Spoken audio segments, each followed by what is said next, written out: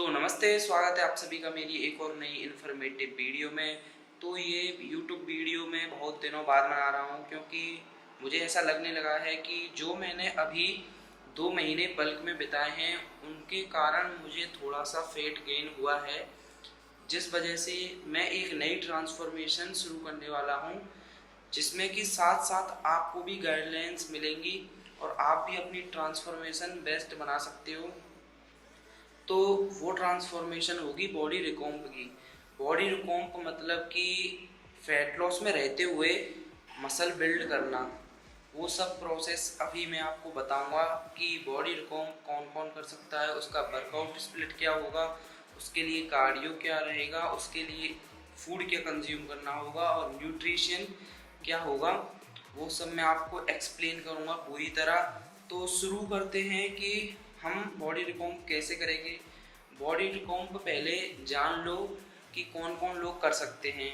जो बिगिनर हैं, मतलब कि जो पहले से कभी ट्रेन करते नहीं आए, वो शुरुआत कर रहे हैं ट्रेनिंग की, तो वो लोग जल्दी मसल मास पुट ऑन कर लेते हैं, चाहे फैट लॉस हो या फिर वो सरप्लस में हो, तो वो जल्दी मसल मास पुट ऑन कर लेते हैं।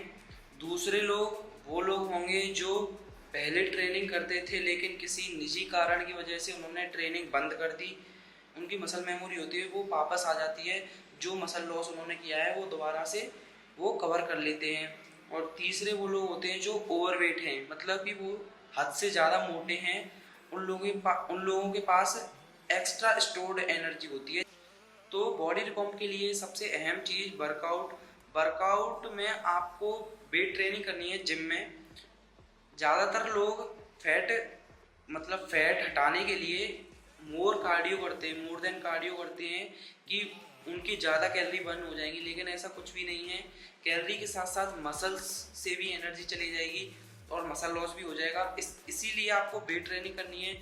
आप जो भी स्प्लिट अभी फॉलो कर रहे हैं, जैसे कि bro split, 6 day split, push pull leg, उसमें पुश पुल लेग में सबसे आगे रखूँगा क्योंकि पुश पुल लेग में आप हर मसल ग्रुप को 2 बार वीक में ट्रेन कर सकते हो, जिससे कि उसकी जो फटीगनेस है वो और ज़्यादा बढ़ जाएगी और उसे रिकवर करने के लिए और ज़्यादा आपको कैलोरीज की ज़रूरत पड़ेगी, जो कि आपके एक्सेस फैट से भी आ सकती है। में ये ख्याल रखना है कि आपको अगर मसल आपको गेन करना है, मसल मास पुट ऑन करना है, तो उसके लिए मसल हाइपरट्रॉफी के लिए आपको प्रोग्रेस विद ओवरलोड करना होगा और हर सेट में आपको टिल टू फेलियर तक टच करना होगा, जिससे कि आपकी मसल अत्यधिक फटीग हो। और आपको ये ख्याल रखना है कि ईगो लिफ्टिंग ना करते हुए सिर्फ अपनी फॉर्म पर ध्यान दें कि आपकी फॉर्म राइट है या नहीं। और सबसे अहम चीज़, वर्कआउट से पहले कभी भी तुम कार्डियो मत करो, क्योंकि अगर वर्कआउट से पहले तुम कार्डियो करोगे तो तुम्हें पहले से ही बहुत ज़्यादा थकावट होगी, जिससे कि वर्कआउट में इतनी अच्छी इंटेंसिटी नहीं दिखा पाओगे। तो सेकंड थिंग इज़ डाइट और न्यूट्रिशन। आजकल डाइट के नाम पर लोग बाग बस प्रोटीन को प्रायोरिटाइज करते हैं। वो लोग समझते हैं कि प्रोटीन ही सब कुछ है, प्रोटीन से ही आपकी मसल गेन होगी और प्रोटीन से ही आप मोटे ताजे होगे। ऐसा कुछ भी नहीं है। Protein as a mass gainer नहीं है, तुम लोग उसे मास गेनर समझते हो, ये बहुत बड़ी गलती है। आसपास मैंने जितने भी लोगों को देखा है वो प्रोटीन को अहमियत इसीलिए देते हैं कि उन्हें बस उसके द्वारा अपनी बॉडी फूली हुई चाहिए, ऐसा कुछ भी नहीं है। प्रोटीन आपकी मसल रिकवरी में हेल्प करता है। डाइट के लिए सबसे पहले आपको बॉडी रिकॉम्प में अपनी मेंटेनेंस कैलोरी पता होनी चाहिए। मेंटेनेंस कैलोरी वो कैलोरी होती है जिन्हें खाकर आप ना वेट गेन करोगे ना वेट लॉस करोगे, आप वहीं के वहीं अब उसी सिचुएशन में रहोगे।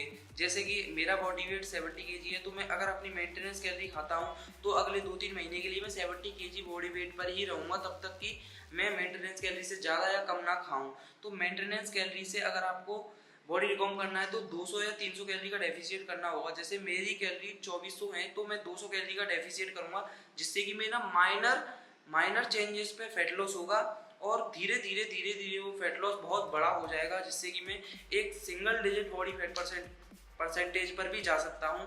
और उसमें मुझे अपनी बॉडी का जो वज़न है उसके दुगना प्रोटीन खाना होगा। जैसे कि मेरा बॉडी वेट 70 kg है, तो मुझे उसका दुगना 140 ग्राम प्रोटीन कंज्यूम करना होगा। और मेरी जो मतलब पूरी टोटल कैलोरीज जो मैं कंज्यूम करूंगा उसका 25% फैट से लेनी होंगी और बची कुची कैलोरीज में कार्ब से कंज्यूम करूंगा।